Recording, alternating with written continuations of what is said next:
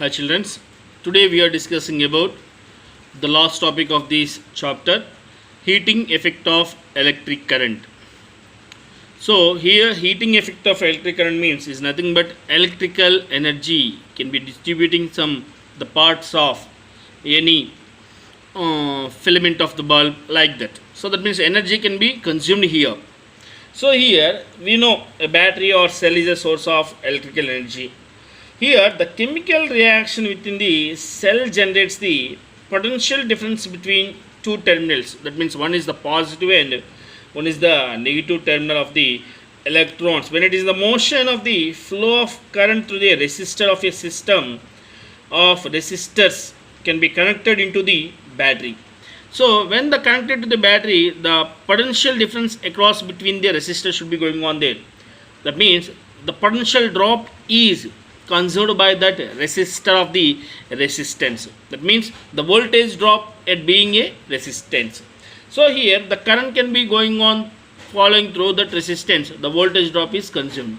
So entire that electrical energy we have to consume a power. The power is nothing but voltage into current. We know P is equals to VI.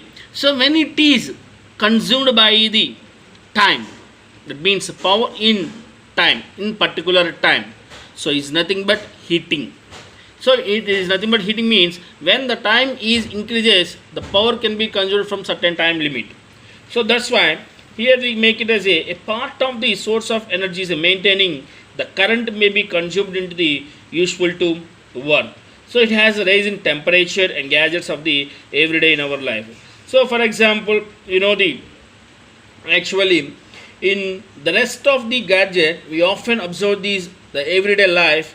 An electric fan becomes warm if we use it continuously for a longer time, etc. So in nowadays, that means in summer, in our ceiling fans is continuously running. So whenever we have to stop and we have touched that fan, so much heat is produced in there. So that means the continuously the fan will be running, the automatically the heat can be temperature is very high.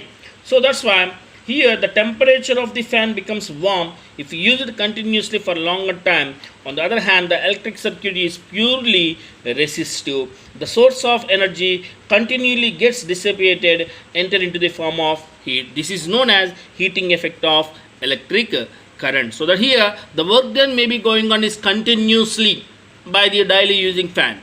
So that's why then the continuously is going means automatically the heat resistivity can be adopted. So that's why here we can be known as the heating effect of electric current. See this definition of the heating effect of electric current.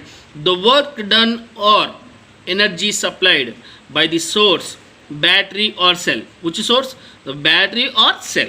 In maintaining the flow of current in an electric circuit is called as energy. It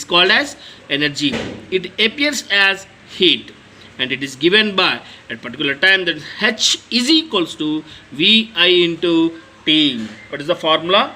Heating effect of electric current means H, that is equals to voltage into I. That means this is VI means power into time. So we can nothing but H is equals to P into T. We can write as P into T. Here P means power means VI into T is equals to VIT. For applying Ohm's law, according to Ohm's law, V is equals to IR. So hence the substitute value V in 1. Then we can give H is equals to, in the place of V, we can put IR into I into T. IR into I into T. So I into I square, R into T, RT, that is equals to I square RT. Therefore here H is equals to I square RT. H is equals to I square RT. This is the heating effect of electric current in particular time. Now what is the SI unit of electric energy? That means electric current. So here H is equals to joule. Electrical energy means joule. 1 joule is equals to I square. I square is nothing but current. R means resistance, T into time. From the beginning we have to see here H is equals to VI into T. VI into T. From this one we can get the SI unit of this one. V means 1 volt and I means 1 ampere and T means 1 second. 1 joule is equals to 1 volt into 1 ampere into 1 second. It's nothing but 1 joule is equals to 1 watt into second. Here 1 watt can goes to VI. That means power. Power means watts, no? So power units of watt. So time units of second. So that's why 1 joule is equals to 1 watt into 1 second. So the heating effect of electric current SI unit is 1 watt second or 1 joule. Clear?